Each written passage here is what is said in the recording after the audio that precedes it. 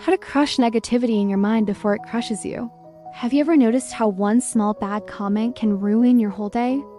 But 10 compliments barely register?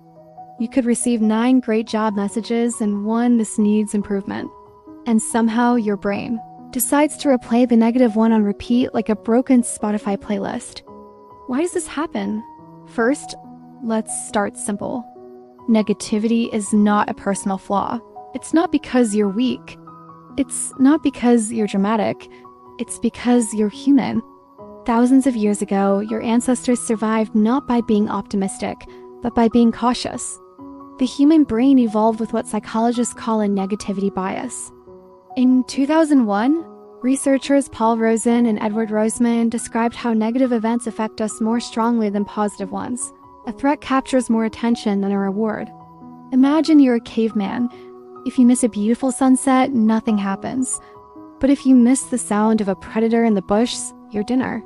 Your brain learned, better safe than sorry. Spot the danger first. Focus on what's wrong.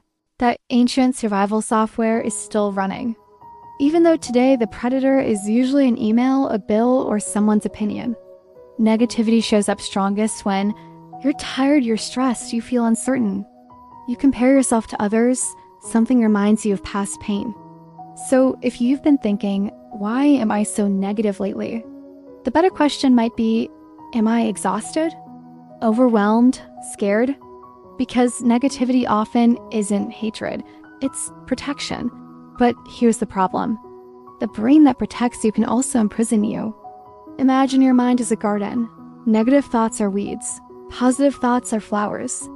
Here's the truth. Weeds grow automatically. Flowers don't. You don't need to try to grow weeds. They appear on their own. That's your negativity bias. But if you want roses, you plant, you water, you prune. So crushing negativity isn't about pretending weeds don't exist. It's about learning how to manage the garden. Let's talk about how. Step 1, catch the thought. Most people believe everything they think. I'm bad at this. No one respects me. I always mess up. But thoughts are not facts. They're mental weather. In cognitive behavioral therapy, CBT, people are taught to observe thoughts rather than fuse with them. Studies consistently show CBT reduces anxiety and depression by helping individuals reframe distorted thinking patterns. Think of your thoughts like notifications on your phone. Just because a notification pops up doesn't mean you must open it. Next time a negative thought appears, try this. Instead of saying, I am a failure, say, I'm having the thought that I am a failure. See the difference? You step back. You create space. You are not the storm. You are the sky. Step 2, question the story.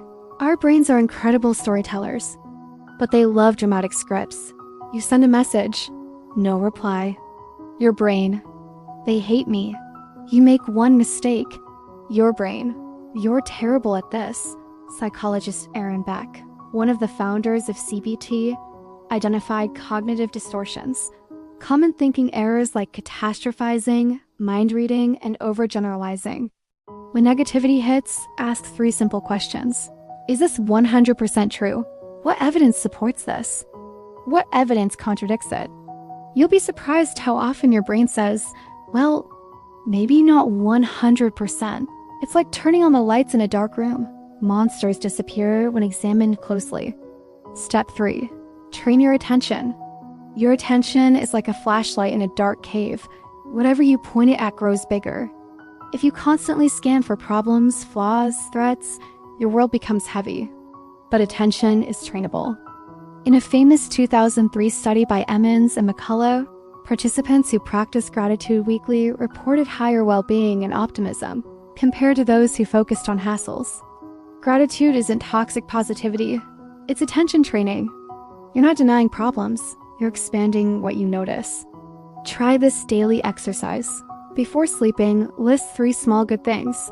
A good cup of coffee, a friend's message, a moment of silence. Small, specific, real. You're planting flowers. Step 4, regulate your body first. Here's something most people forget. Negativity often starts in the body before it reaches the mind. Lack of sleep increases emotional reactivity. Research by Matthew Walker and colleagues shows sleep deprivation amplifies activity in the amygdala, the brain's fear center, by up to 60%. Translation? When you're tired, everything feels worse. Before trying to fix your mindset, ask, did I sleep? Did I eat properly? Did I move my body? Sometimes the most spiritual thing you can do is take a nap.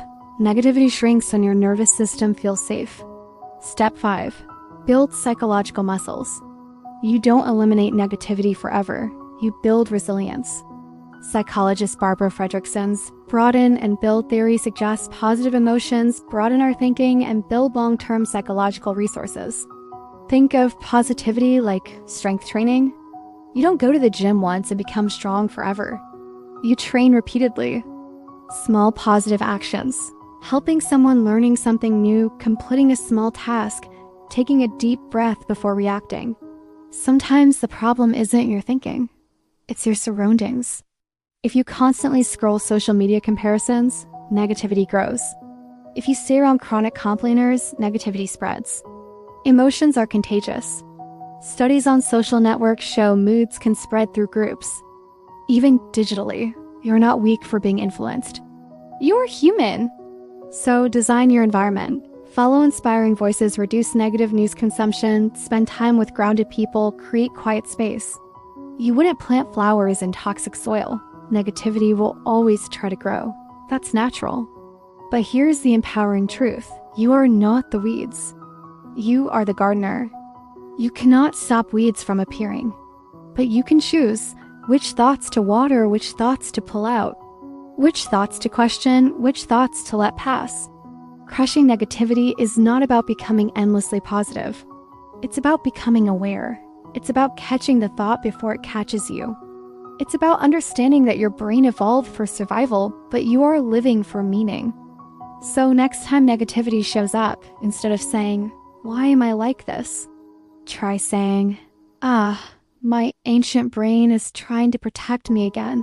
Smile, and gently choose a better thought to water, because your mind is not your enemy. It's just a powerful garden, and you're learning how to tend it. Thanks for watching.